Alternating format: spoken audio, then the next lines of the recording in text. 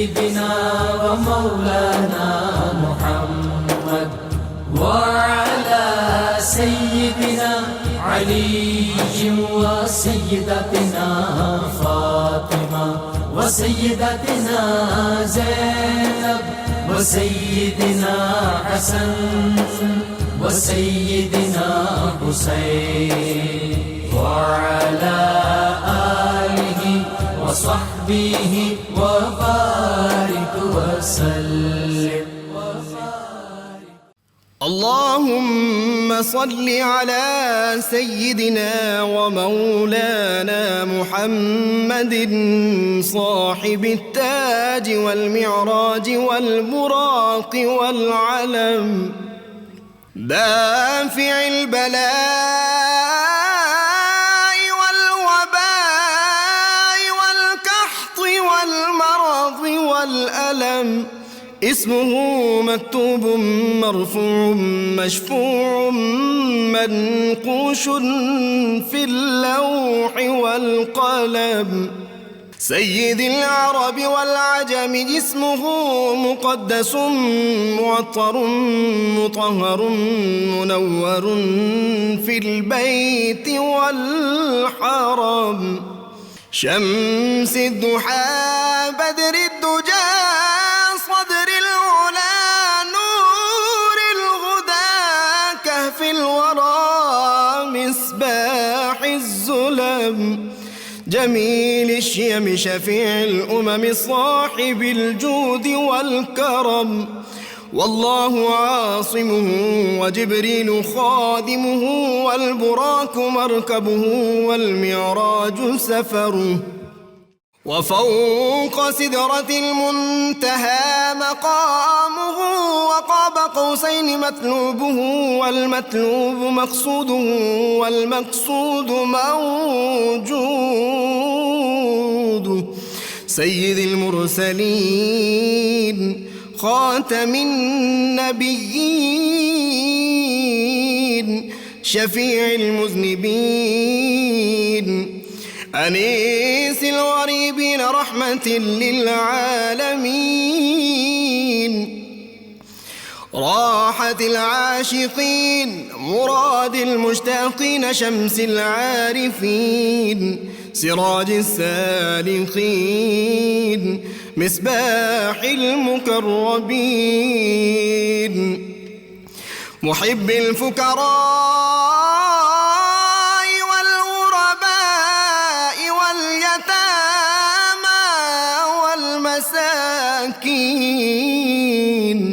سيد الثقلين نبي الحرمين إمام القبلتين وسيلتنا في الدارين صاحب قاب قوسين محبوب رب المشرقين ورب المغربين جد الحسن والحسين مولانا ومولى الثقلين سيدنا أبي القاسم محمد بن عبد الله نور من نور الله يا أيها المشتاقون بنور جماله بلغ العلا بكماله كشف الدجى بجماله حصنت جميع خصاله صلوا عليه وآله وأصحابه وسلموا تسليما وعلى سيدنا علي وسيدتنا فاطمة. बिस्मिल्लाहिर्रहमानिर्रहीम। अस्सलाम वालेकुम नाज़रीन, प्रोग्राम सुबह नूर के साथ आपका मेज़बान नज़ीर अहमद गाज़ी हाज़िर है। नाज़रीन इकराम, हज़रत अबू अनीस मोहम्मद बरकत अली साहब रहमहुल्लाह की मशहूर तालीफ़ अस्माउन नबील करीम सल्लल्लाहु अलैहि वसल्लम से एक इसमें मुबारक पढ़ने की सआदत हासिल कर रहा हूँ। सैयदना अन्नासिर सल्लल्लाहु अलैहि वसल्लम, हमारे सरदार मदद फरमाने वाले, दुरूद व सलाम भेजे अल्लाह आप सल्लल्लाहु अलैहि वसल्लम, आपकी आले पाक और आपके सहाबा किराम पर। सैयदना अबू हुरैरा रदियल्लाहु अन्हु हैं کہ ایک دن میں حضور نبی کریم صلی اللہ علیہ وآلہ وسلم کی بارگاہ اقدس میں نے عرض کیا، یا رسول اللہ صلی اللہ علیہ وسلم، قوت حافظہ کا یہ عالم ہے کہ جو بھی یاد کرتا ہوں اسے بھول جاتا ہوں۔ آپ صلی اللہ علیہ وسلم کی حدیث مبارکہ کو یاد نہیں رکھ پاتا۔ آپ صلی اللہ علیہ وسلم فرمایا، اے ابو ہریرہ کپڑا بچھاؤ۔ میں نے کپڑا بچھا دیا اور حضور صلی اللہ علیہ وسلم نے کچھ پڑھ کر اپنا دست مبارک میرے کپڑے کو لگایا اور فرمایا، اس چادر کو اپنے سینے سے لگا لو۔ میں نے ایسا ہی کیا، چنانچہ اس دن کے بعد میں کبھی بھی کچھ بھی نہیں بھولا۔ ناظرین کرام، وطن کی محبت انسان کے خمیر میں ہوتی ہے، اور جو باضمیر لوگ ہوتے ہیں ان کے تو ضمیر میں بھی ہوتی ہے۔ آج میں قرآن حکیم کی ایک آیہ مبارکہ سورہ توبہ کی جو ہے اس سے شروع کر رہا ہوں اپنے انٹرو کا آغاز۔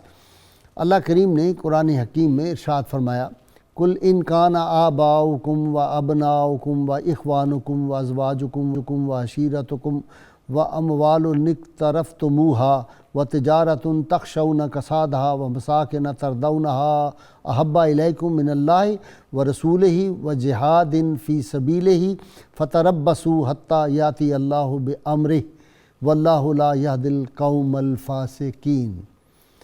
اے نبی مکرم صلی اللہ علیہ وسلم، آپ فرما دیں، اگر تمہارے باپ دادا اور تمہارے بیٹے بیٹیاں اور تمہارے بھائی بہنیں اور تمہاری بیویاں اور تمہارے دیگر رشتہ دار اور تمہارے اموال جو تم نے محنت سے کمائے اور تجارت و کاروبار جس کے نقصان سے تم ڈرتے رہتے ہو، اور وہ مکانات جنہیں تم پسند کرتے ہو، تمہارے نزدیک اللہ اور اس کے رسول صلی اللہ علیہ وسلم اور اس کی راہ میں جہاد سے زیادہ محبوب ہیں، تو پھر انتظار کرو یہاں تک کہ اللہ اپنا حکم یعنی عذاب لے آئے، اور اللہ نافرمان لوگوں کو ہدایت نہیں فرماتا۔ ناظرین کرام، اس آیہ مبارکہ سے ہمیں یہ پتہ چلتا ہے کہ پرائرٹی ایک مسلمان کی کیا ہونی چاہیے۔ سب سے پہلے اللہ اور اللہ کے رسول صلی اللہ علیہ وسلم اس کی پرائرٹی ہے، اس کی ترجیح ہے، اول یہ ہونی چاہیے، اور اس کے بعد پھر وطن کی محبت کا یہاں سے پتہ چلتا ہے کہ انسان کو کتنی اپنے وطن سے، اپنے دیش سے اور ماں دھرتی سے کتنی محبت ہوتی ہے۔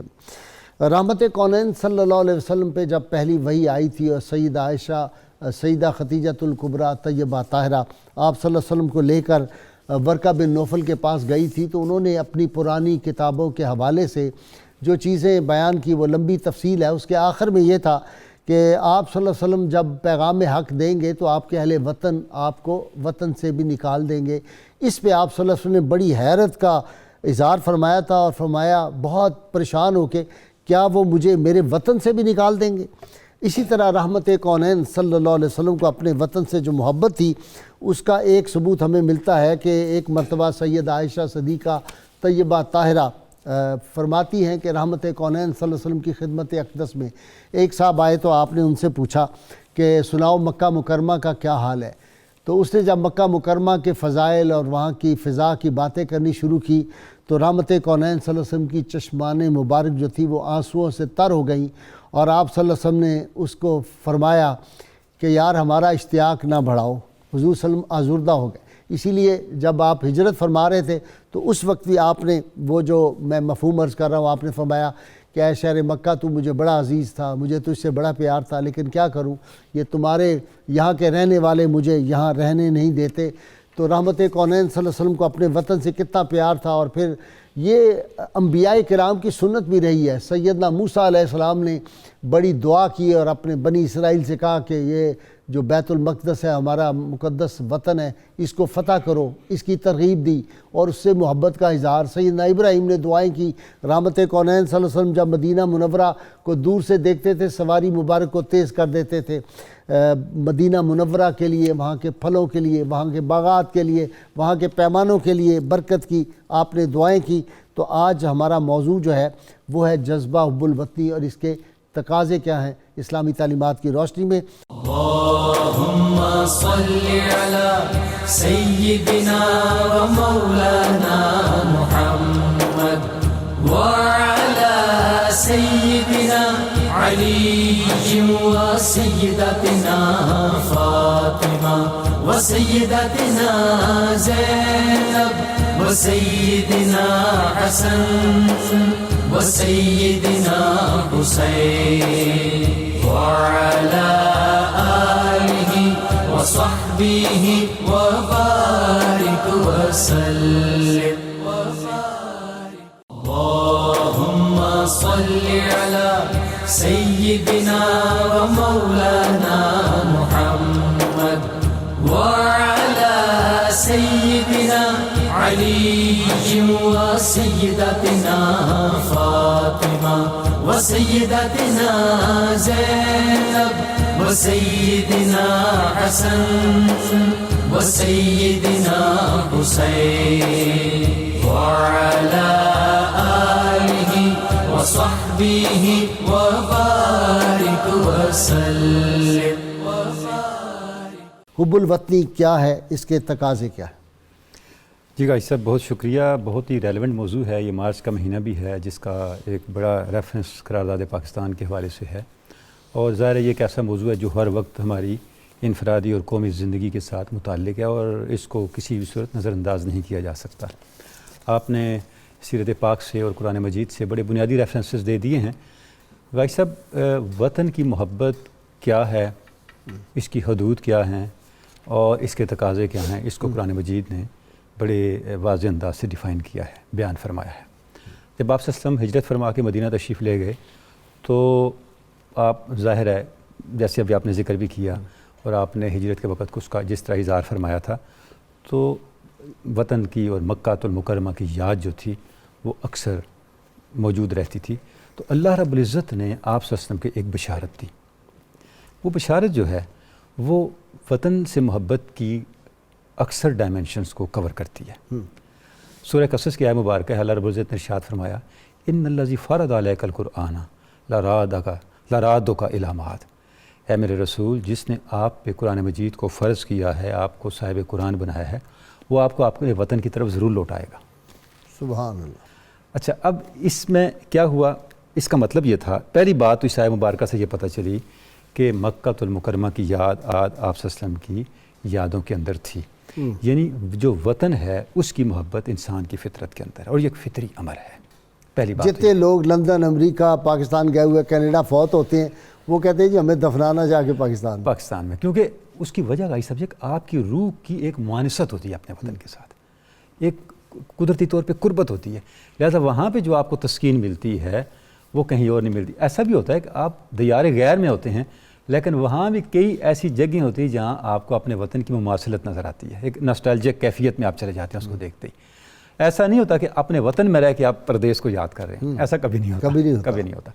دیس میاں محمد صاحب یاد آ گئے. ہاں کمال ہے. عارف کھڑی رحمۃ اللہ، رومی کشمیر، ہاں رومی کشمیر کہ توڑے کتے بن کے رہیے وچ وطن دیاں گلیاں، در در چھڑکاں سہندے رہیے پھر پردیسوں پلیاں، تے دیس اپنے دی ولاں نالوں دیس اپنے دیاں ولاں نالوں تمیں کھو کھو کھائیے، غیر ملک دے باغاں وچوں میوے کھان نہ جائیے. کیا بات ہے، یعنی یہ ترجیح ہے، یہ ترجیح ہے.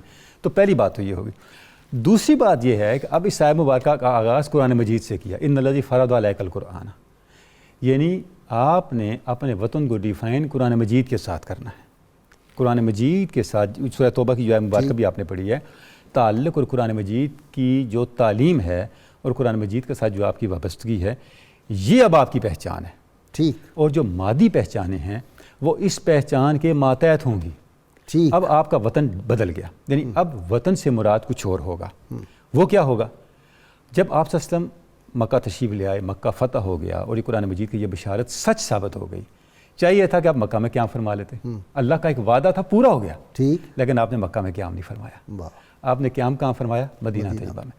آپ نے بتا یہ دیا کہ اسلام نے جو تعلیم دی ہے اس میں وطن کی بنیاد وہ نہیں ہے جہاں آپ پیدا ہوئے، وطن کی بنیاد وہ نہیں ہے جہاں آپ کی سکونت ہے، جس آیت کا آپ نے ذکر بھی کیا، بلکہ وطن کی بنیاد وہ جگہ ہے جہاں آپ نے اپنے محبوب حقیقی کے لیے ہجرت کی ہے.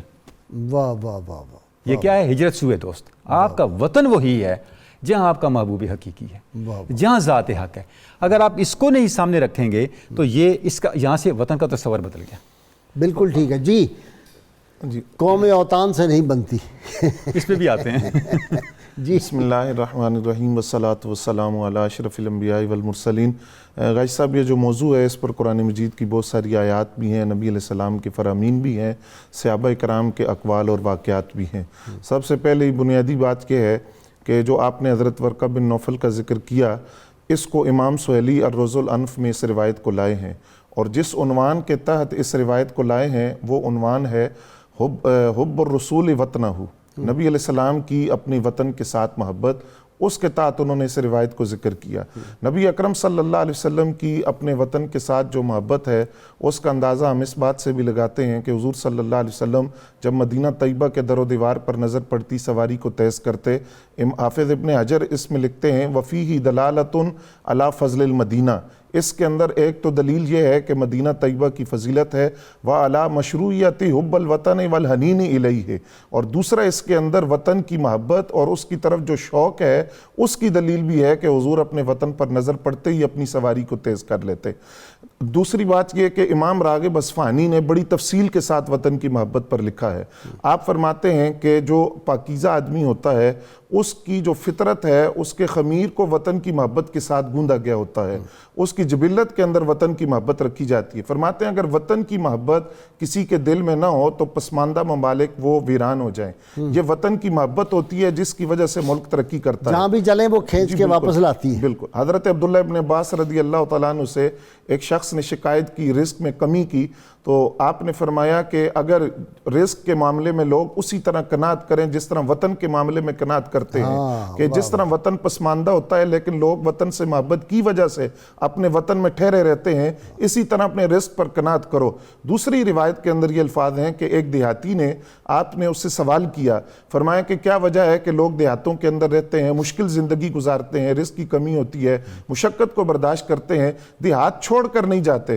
تو اس نے عرض کیا کہ حضور بات یہ ہے کہ اگر لوگوں میں وطن کی محبت نہ ہو تو یہ پسماندہ ممالک وحشت اور اجڑ جائیں, وحشت کا شکار ہو جائیں, تنگی اور تاریکی کا شکار ہوں, اور لوگ جا کر ان ترقی یافتہ ممالک میں آباد ہوں اور وہاں لوگوں کے رہنے کی گنجائش نہ رہے. میں آتا ہوں جی عبداللہ حمید گل صاحب. جی عبداللہ گل, بے وجہ تو نہیں ہیں چمن کی تباہیاں, کچھ باغ باں ہیں برق و شرر سے ملے ہوئے. جی حب الوطنی کے تقاضے.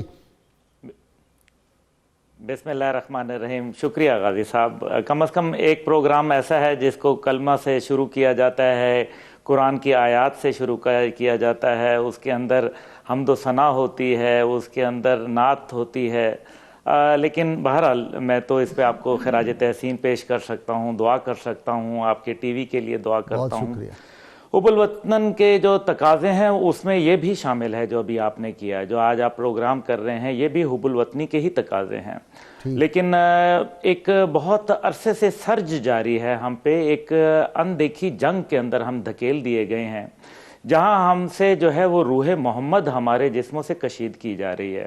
اور ساتھ ہی ساتھ جیسے ابھی دونوں اسکالرز حضرات نے فرمایا کہ حضور پاک صلی اللہ علیہ وسلم کی جو محبت وطن کے ساتھ تھی وہ کیا تھی, تو یہ بھی اسی کا ایک حصہ ہے جس کے ذریعے ہمارے وطن کے متعلق اور ہمارے وطن کے ان اداروں کے متعلق جو ہمارے دفاعی ادارے ہیں, جو ہمارے محافظین ہیں, اور اس میں سب شامل ہوتے ہیں, یہ نہیں ہے کہ اس میں سول بیوروکریسی شامل نہیں ہوتی, اس کے خلاف ایک سوچے سمجھے انداز کے اندر ہمارے دلوں میں بغض پیدا کر دیا گیا.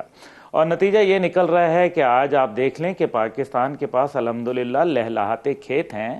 آپ نے ابھی خود اس کا ذکر کیا, چاروں طرف آپ نکل جائیں یہاں سے راولپنڈی اسلام آباد سے تو آپ کراچی تک الحمدللہ آپ کو فصلیں ہی فصلیں ملیں گی, لیکن 33% لوگ جو ہے سطح غربت سے نیچے رہ رہے ہیں.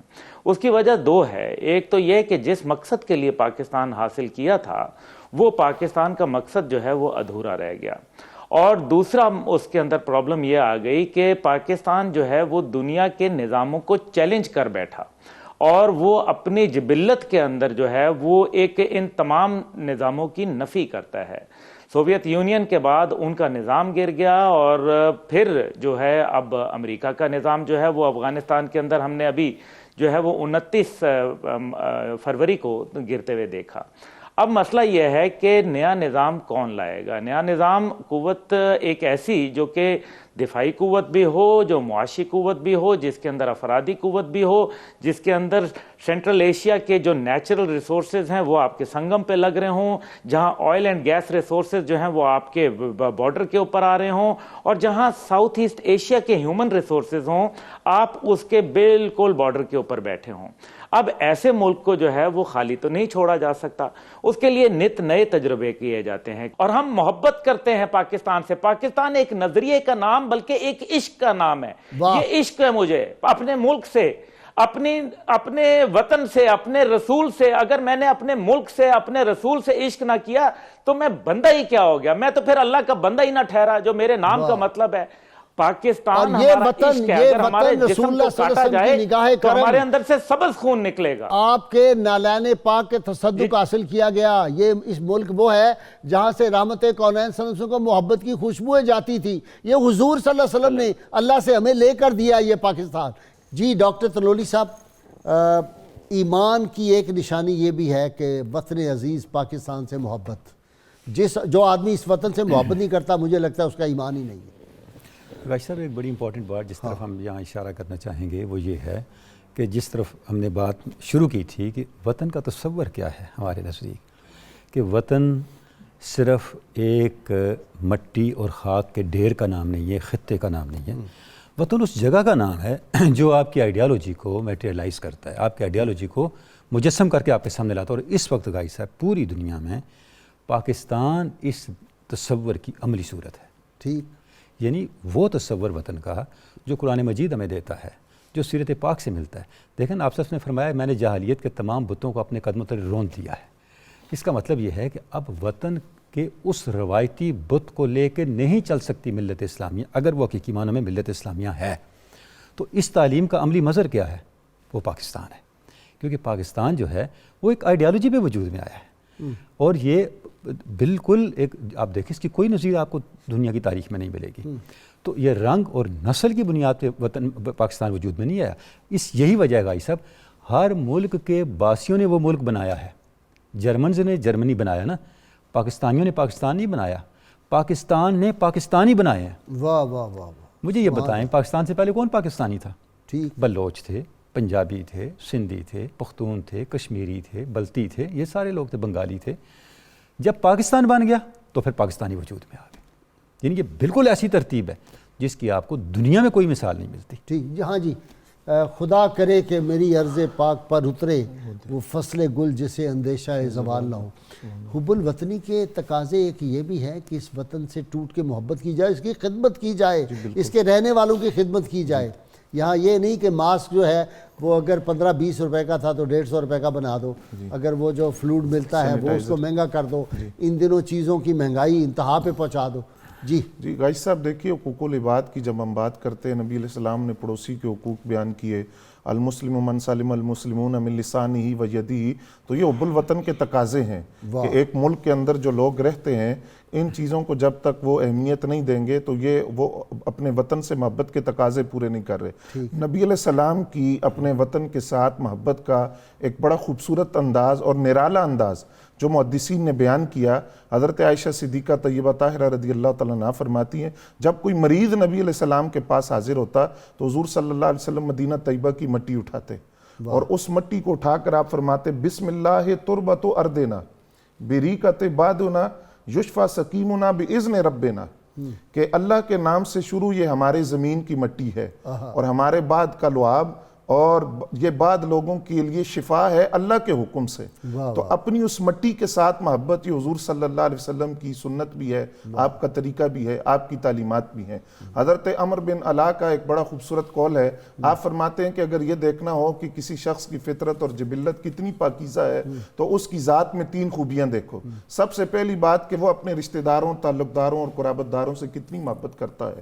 دوسری بات کہ وہ جو زندگی گزار چکا ہے اس کے گناہوں پر کس طرح گزاری کرتا ہے، اور تیسرا پاکیزہ فطرت اور پاکیزہ جبلت کی ایک نشانی یہ بھی ہوتی ہے کہ انسان اپنے وطن کے لیے شوق رکھتا ہے، اس کی ذات کے اندر وطن کی محبت پائی جاتی ہے۔ اسی لیے نبی اکرم صلی اللہ علیہ وسلم کی خدمت میں جب کوئی پھل پیش کیا جاتا تو وہاں اس پھل کو حضور صلی اللہ علیہ وسلم قبول فرما کر جو دعا فرماتے وہ یہی تھی کہ یا اللہ ان پھلوں کے اندر برکت عطا فرما اور شہر مدینہ کے اندر برکت عطا فرما. اللهم صل على سيدنا ومولانا محمد وعلى سيدنا علي وسيدتنا فاطمة وسيدتنا زينب وسيدنا حسن وسيدنا حسين وعلى آله وصحبه وبارك وسلم. اللهم صل على سيدنا ومولانا محمد وعلى سيدنا علي وسيدتنا فاطمة وسيدتنا زينب وسيدنا حسن وسيدنا حسين وعلى آله وصحبه وبارك وسلم. امن ندیم قاسمی کے میں نے شعر سے شروع کیا تھا اپنا پروگرام کہ خدا کرے کہ میری عرض پاک پر اترے وہ فصل گل جسے اندیشہ زوال نہ ہو. یہاں جو پھول کھلے وہ کھلا رہے صدیوں، یہاں خزاں کو گزرنے کی بھی مجال نہ ہو. اور یہاں جو سبزہ اگے وہ ہمیشہ سبز رہے اور ایسا سبز کہ جس کی کوئی مثال نہ ہو. خدا کرے نہ خم ہو سر وقار وطن اور اس کے حسن کو تشویش ماہ و سال نہ ہو. ہر ایک فرد ہو تہذیب و فن کا اوج کمال، کوئی ملول نہ ہو کوئی خستہ حال نہ ہو.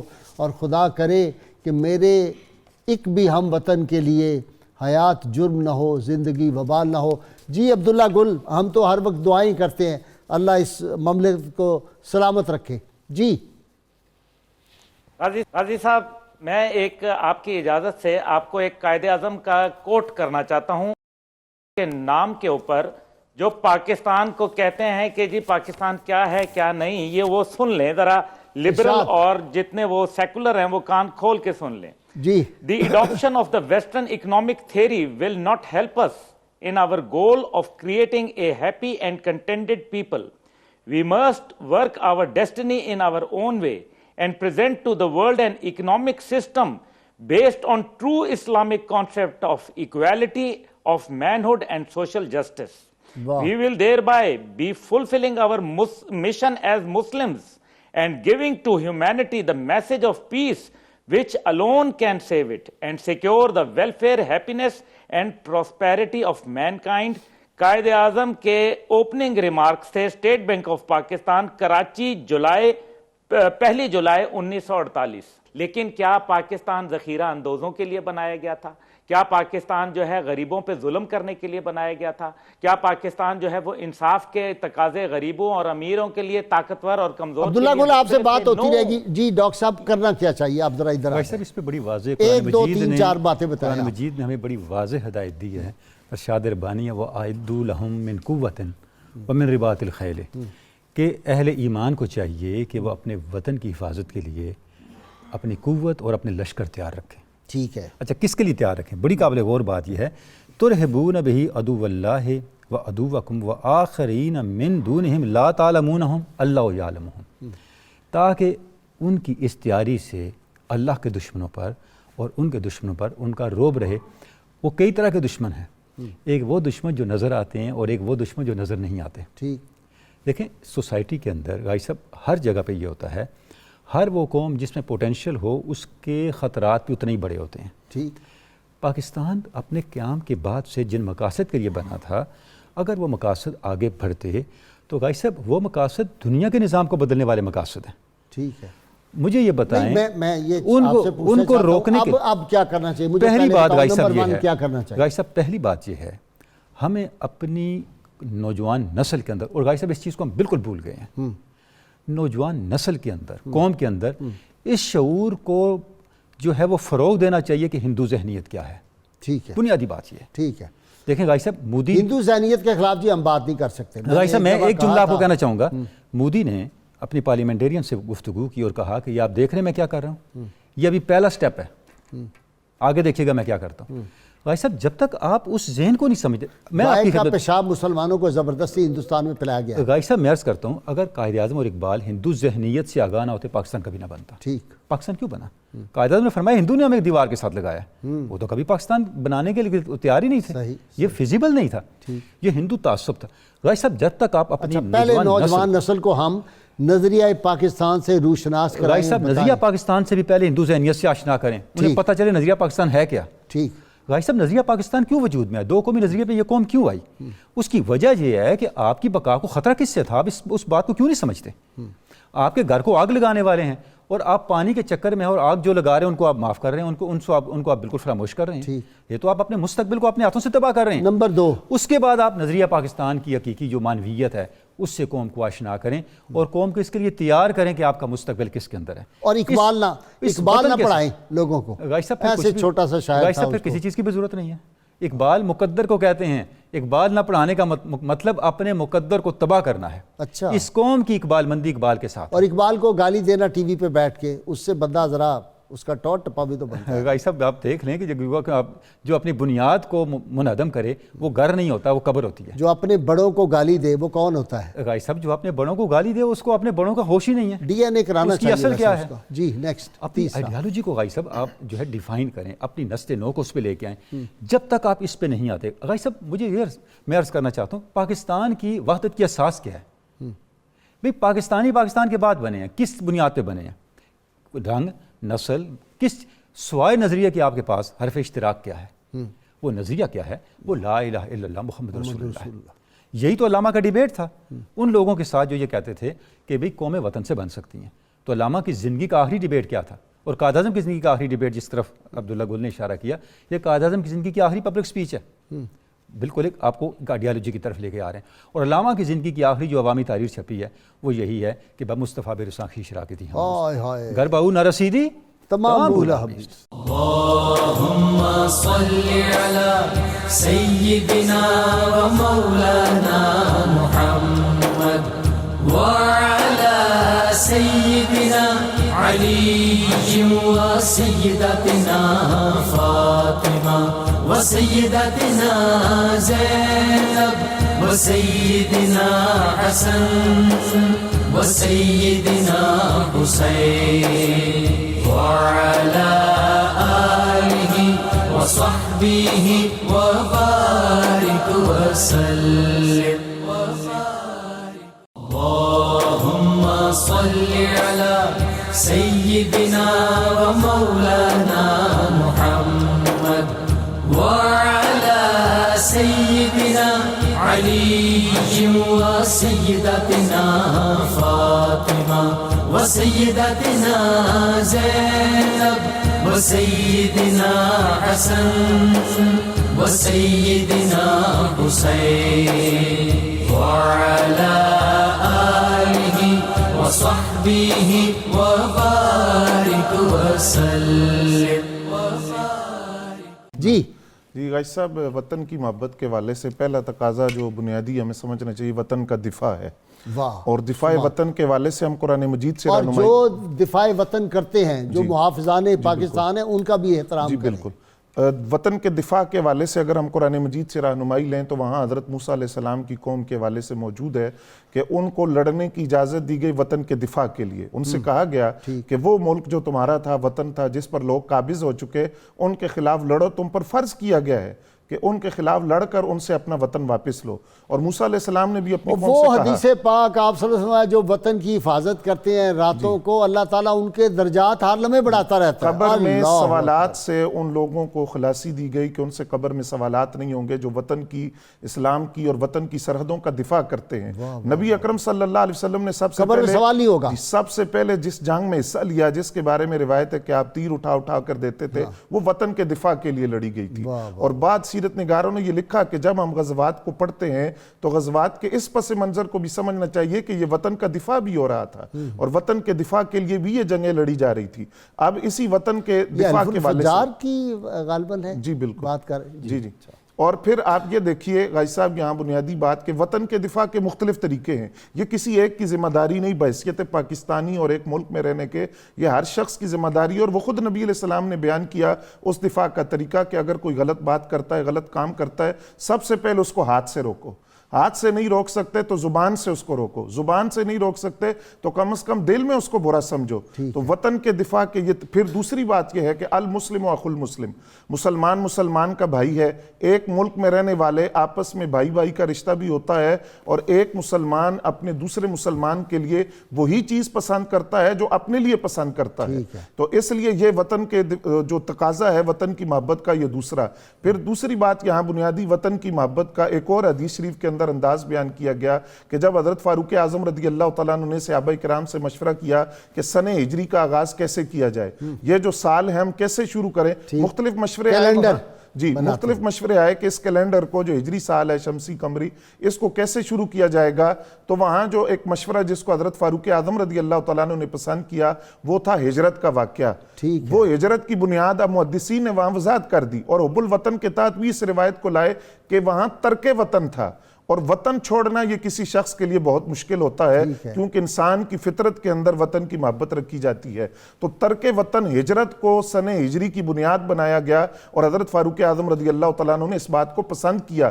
حضرت بلال حبشی رضی اللہ تعالیٰ عنہ جب آگے مکۃ المکرمہ تو آپ روتے تھے، اور روتے ہوئے آپ یہ کہتے تھے کہ کاش وہ دن پھر آئے کہ میں مکۃ المکرمہ کے اندر رات بسر کروں، اظہر اور جلیل نامی خوشبودار گھاس کے اندر وقت گزاروں، شامہ اور طفیل کے جو مکۃ المکرمہ کے پہاڑ ہیں ان کو دیکھوں۔ تو پھر نبی علیہ السلام تشریف لائے اور آپ نے فرمایا یا اللہ ان کے دلوں میں مدینہ کی محبت بھی ڈال دے، اس طرح جس طرح پہلے مکہ کی محبت تھی اس سے دگنی محبت ان کے دلوں میں ڈال۔ اور صحابہ کرام کا مدینہ طیبہ آ کر جو بخار میں مبتلا ہو جانا، اس میں محدثین نے لکھا اس کی ایک وجہ اپنے وطن سے دوری تھی کہ وہ اپنا وطن چھوڑ کر آئے تھے۔ لیکن پھر وہ جو خاک شفا چہروں پہ اور بدنوں پہ ملی اس سے شفا ملی۔ جی بالکل۔ تو آج کرونا وائرس کے لیے میرا یہ خیال ہے طالب علمانہ، اور یقین ہے میرا اس بات پہ کہ وہ خاک شفا جو ہے وہ آج پوری دنیا میں بھجوائی جائے مسلمان ممالک میں، اور وہ اپنے بدنوں پہ مل لیں انشاءاللہ تعالیٰ۔ کوئی کرونا وائرس جو ہے وہ قریب نہیں پھٹک سکتا۔ جی غازی صاحب ہمیں یہ بھی دیکھنا چاہیے کہ یہ جہاں سے شروع ہوا وہ لوگ بھی تو اسلام کی طرف گئے، انہوں نے بھی تو کہا کہ اپنے گھروں میں قرآن رکھو، اور وہ بھی مساجد کے اندر گئے اور مسلمانوں سے کہا کہ تم دعا کرو۔ تو اسلام کے دامن میں تو ہر چیز موجود ہے، ہر چیز کی رہنمائی موجود ہے، نبی علیہ السلام کے فرامین موجود ہیں، تو یہ رجوع اللہ کا موقع ہے۔ عبداللہ گل، کیا کرنا چاہیے اور تم کیا کرو گے اور ہم کیا کریں گے اور ہمیں کیا کرنا چاہیے؟ میں تو اب بوڑھا ہو رہا ہوں، لڑ کے لڑائی۔ چانکیہ کی پالیسی کو سمجھنا چاہیے کہ چانکیہ کیا کہتا ہے۔ جو ہندوستان کی بات ہوئی، چانکیہ یہ کہتا ہے کہ جو آپ کا پڑوسی ہے وہ آپ کا دشمن ہے، اور جو پڑوسی کا پڑوسی ہے وہ آپ کا دوست ہے۔ اب آپ ہندوستان کو دیکھ لیں کہ ہمارے پڑوسی کے ساتھ ان کا کیا تعلق ہے اور ہمارے ساتھ کیا تعلق ہے، اور یہ سب کے ساتھ ایکولی اپلیکیبل ہے۔ دوسری بات اس کے اندر اقبال کی ہوئی۔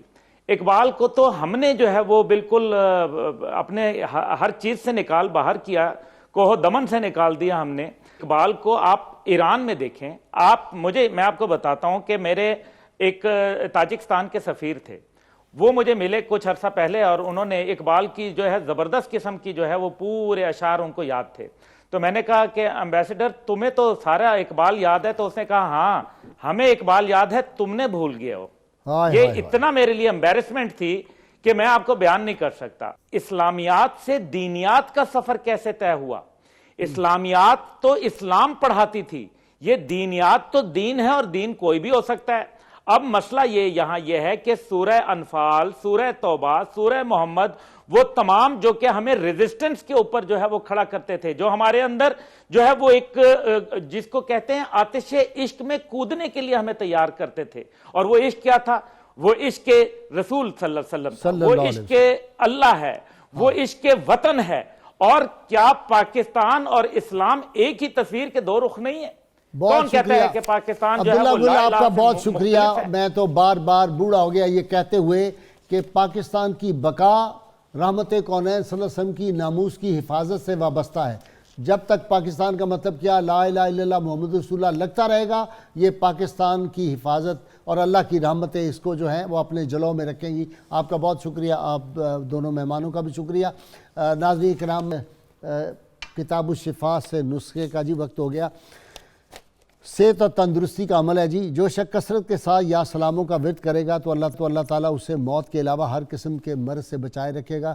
کرونا وائرس سے بھی انشاءاللہ تعالیٰ محفوظ رہیں گے.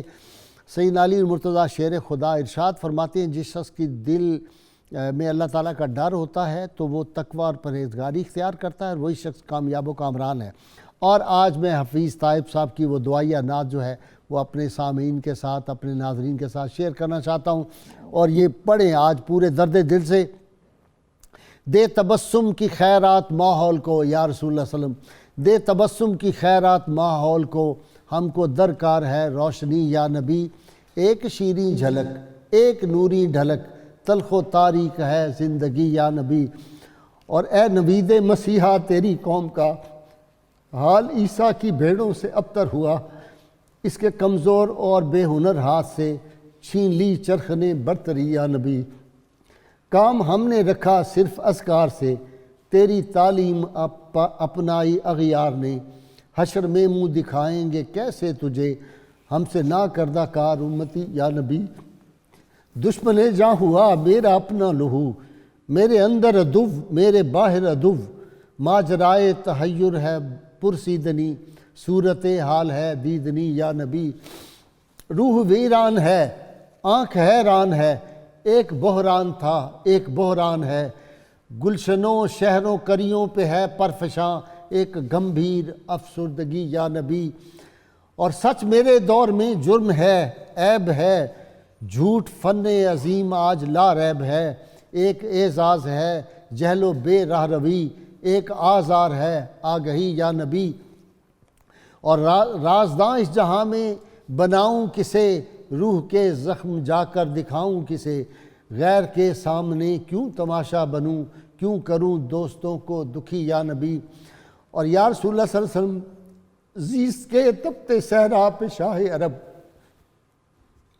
زیست کے تپتے صحرا پہ شاہ عرب، تیرے اکرام کا ابر برسے کا کب ہری ہوگی شاخ تمنا میری، کب مٹے گی میری تشنگی یا نبی. اور یا رسول اللہ صلی اللہ علیہ وسلم یا نبی اب تو آشوب حالات نے تیری یادوں کے چہرے بھی دھندلا دیے. دیکھ لے تیرے طائب کی نغمہ گری، بنتی جاتی ہے نوحہ گری یا نبی. دے تبسم کی خیرات ماحول کو. اللہم صلی علی سیدنا و مولانا محمد وعلی سیدنا علی و سیدتنا فاطمہ و سیدتنا زینب و سیدنا حسن و سیدنا حسین وعلى آله وصحبه وبارك وسلم.